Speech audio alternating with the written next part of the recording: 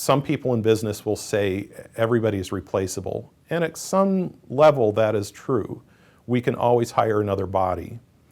But what business owners, and when we're looking to hire new faculty, what we're looking for are the needles in the haystack, the people that live the life of that Christ would have them live.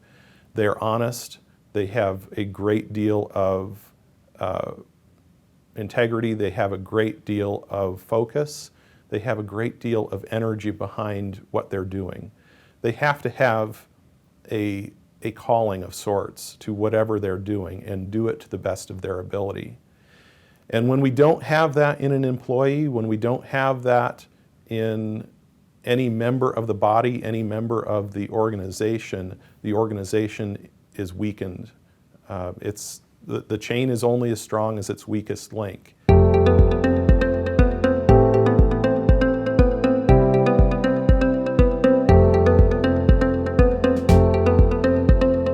I've been involved in the media industry now for over 20 years. Most of that time has been practical experience.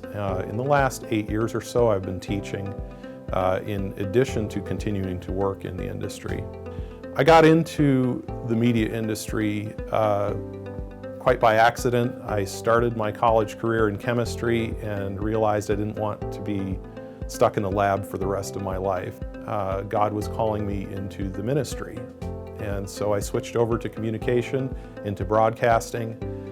But even as I was graduating college, now quite a long time ago, I didn't understand that the media was the ministry.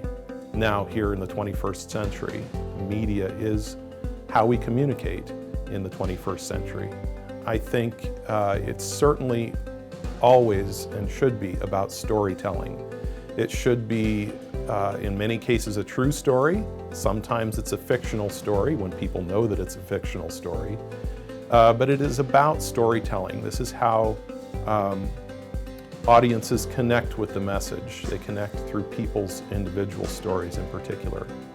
When the media industry is at its healthiest, there's an honesty, there's an integrity to that storytelling. Adhering to the facts, adhering to the spirit of what the subject is trying to express through the spoken word, through visual medium, through the written word.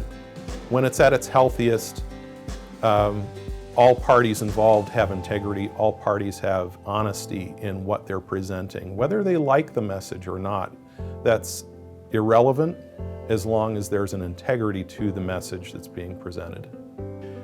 When our industry is at its unhealthiest is when there is no longer attention to authenticity, that there's no longer a concern for factual information, that there's no longer a concern for truth.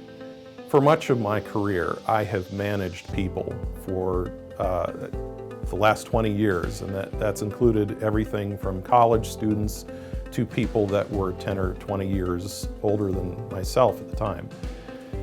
One of the challenges is finding someone who is a hard worker and they're also committed to integrity, they're committed to hard work, they're committed to honesty. When media professionals and others involved in the media have a campaign with personal bias as the center of that campaign, and they're blinded to the truth of the matter, I think that's when it's at its greatest risk. That colors what is presented. And studies show that when people see something presented on television, when people see something presented on video, they take this as truth, whether it is or isn't. And that's the dangerous part. That's when it's at its unhealthiest, is when the people shaping that visual message are tarnishing it by being disingenuous to the truth. The more a person has that is within their control, if they're not acting with integrity and honesty, they can completely derail societies even, political campaigns, political movements, the entire rise and fall of nations. We've seen countless examples of this throughout history.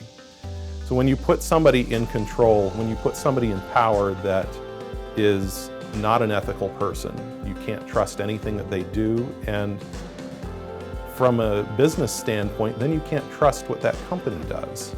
And this will erode a brand, it will erode the public's opinion of that outlet, of that media outlet, or of that company's honesty and integrity and ability to conduct business.